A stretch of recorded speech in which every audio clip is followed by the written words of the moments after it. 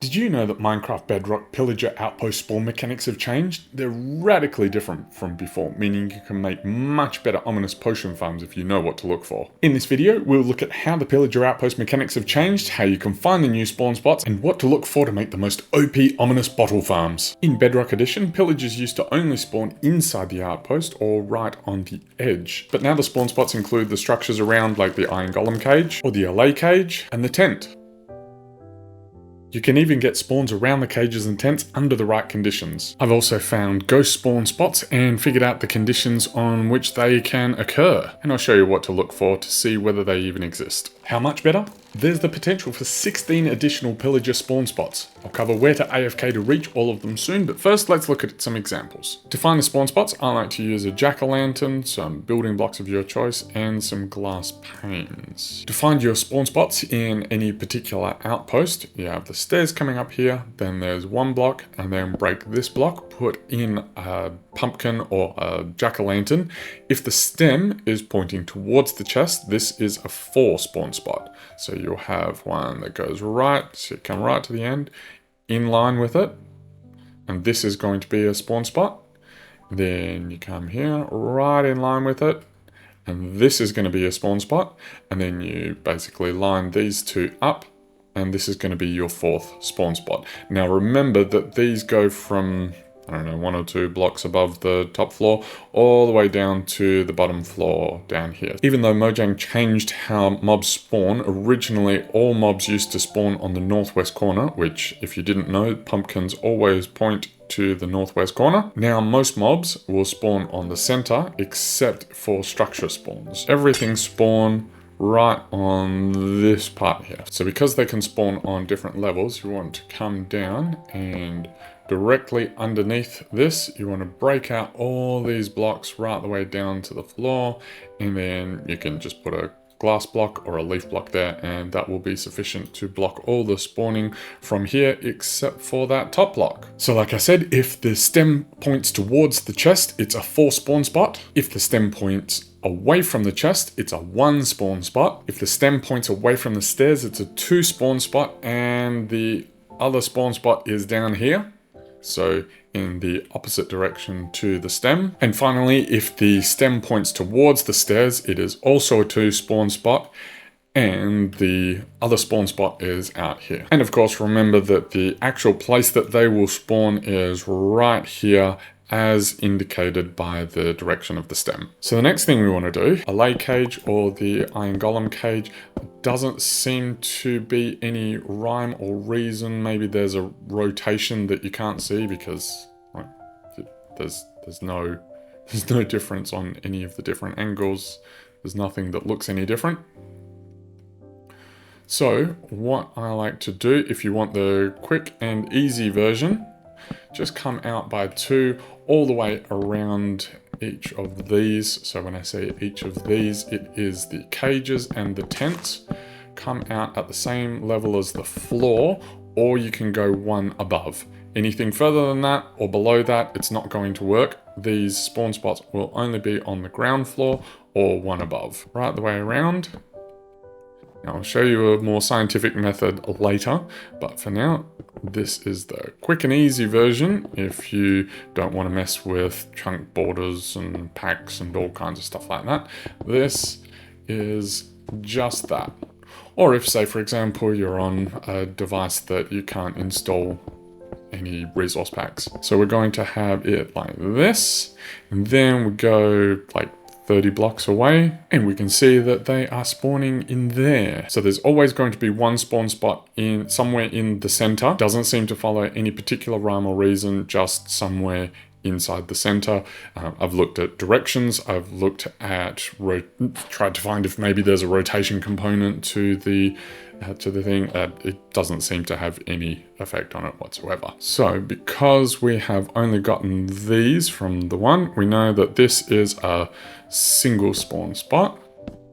And as you can see on this one, we have multiple spawn spots. So we have them inside and also outside the original structure. Why does this have 2 spawn spots? This only has 1. and this only has one. Tested everything about these logs. I can't find a spawn spot associated with these logs, so I'm assuming that it is not a spawnable thing. So let's put down, I'm using the marker pack from Foxy No Tail just to show the chunk borders. If you can see here, there is a chunk border right here. So what seems to be happening is that you can only have one spawn spot in an outpost per chunk. So here we have a chunk border that is just a 1 block gap between the structure and the chunk border. And so we have a spawn spot in this side. I found that as long as the chunk border is within a block, so if this chunk border was on this line here, then there would only be one spot. Let's see if any of these match it. So this is a little bit further out. You can see this is self-contained within the chunk border. This is exactly what I wanted to show you. So here, there's 2 blocks apart. So if we were to put something here, let's make it even bigger just to show that we're not missing anything. So we can stay here as long as we like. I've just been sitting there for 5 minutes. It's not going to spawn anything out here because there's 2 blocks between the outside of the structure and the chunk boundary. Whereas this, because the chunk boundary is within a block of the structure, I guess it sees it as a border block, so then it will generate a spawn spot on the outside. Now, these areas can generate at different Y levels. See, these are on different levels. You can't dig down this so that it's the same level of that. The only spawn spots are going to be here or 1 block higher. That would be a spawn spot. That would be a spawn spot. But if we were to put something there, this wouldn't spawn. If we put that there, that wouldn't spawn. These are incredibly finicky. The AFK position is directly above this central one, because that's always going to be in the same spot. And you go up 5, 2, 3, 4.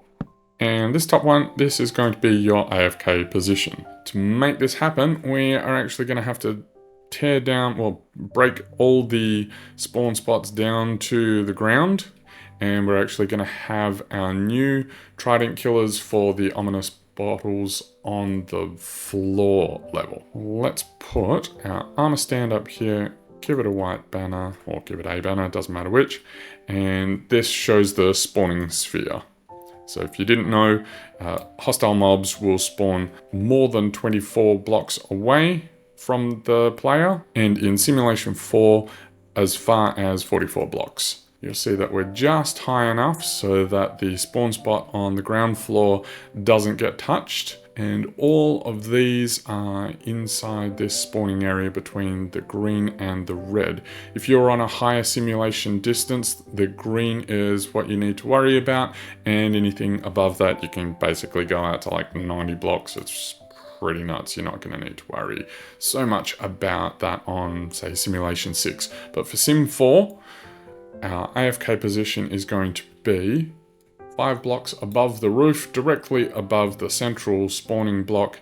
We cut out all these. We build our trident killer on this ground level down here. So what's the deal with these ghost spawn spots? Well, I found that if a different biome intersects the area around the outpost, it actually will cut off the cage or the tent. And if there was going to be a cage or tent, so see, this is the perfect example. See how this has been cut off because it has changed biome, and the same as if there's a river, for example. Maybe we'll see that there is a spawn spot somewhere in here. Okay, so I've been waiting around trying to get spawns here. I think the issue is because this is a 4 spawn spot area, so the outpost spawn is here, which is like bang on right next to this. So even though it's cut off, I'm guessing that this spawn spot is interfering with the rest, kind of overriding it. Let's look at a better example. So in this example, we have our river running through this area. There could have been structures that were meant to generate. What we want to do is come down to this floor level here and essentially put blocks all the way out through here. So this is a bit of a pain, but if this is your closest one and you want to maximize everything, it's kind of worth it. So if you look, we have found another 2-3 spots that were literally sitting over the river. Maybe there was things that were supposed to generate there. I'm not entirely sure how this particular mechanic works. It's just what I've observed. Let's put our handy dandy guy with the thing. So I would put planks all the way around these chunks surrounding the outpost. And this is weird. This kind of breaks what I thought might be the case. Not observed this before, but there should be a spawn spot here. So if there's a spawn spot here, then it breaks the rule of the chunks. Only one spawn spots per chunk. So let's have a look at that real quick. I just realized that now. See, I'm finding stuff out all the time too. Are we going to get spawns on that spot there? And we do. So that throws everything that I thought into somewhat disarray. I thought it was, these are two separate things, but I thought they was all kind of combined, but it's not. So check this out. We're going to have spawning here. So we now have 2 spawn spots inside the chunk to make it easy to see. I love how the stems always point to where the spawn spot is. Oh, would you look at that? So yes. All right. Check this out. So these are in the same chunk. Let's show that visually. Look, these 2 spawn spots are in the same chunk.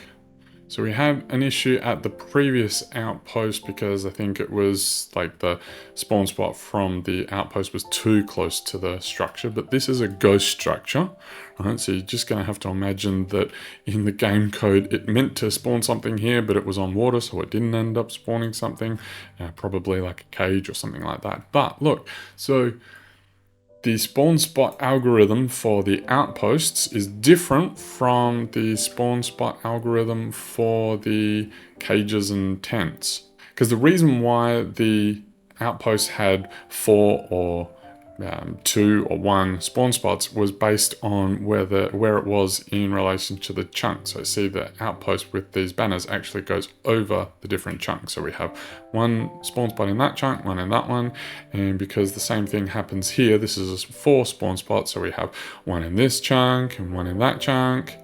But we can actually have 2 spawn spots in the same chunk. Fascinating.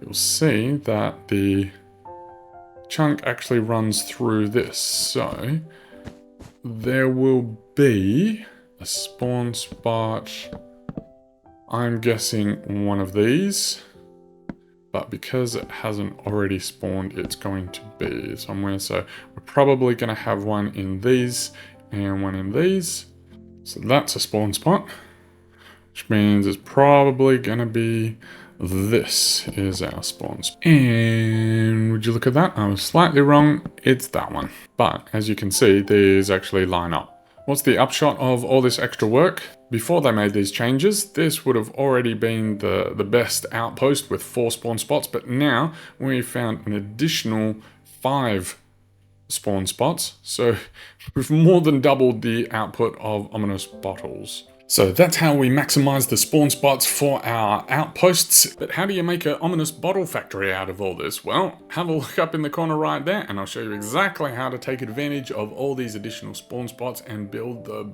best ominous bottle farm on Minecraft Bedrock Edition. See ya!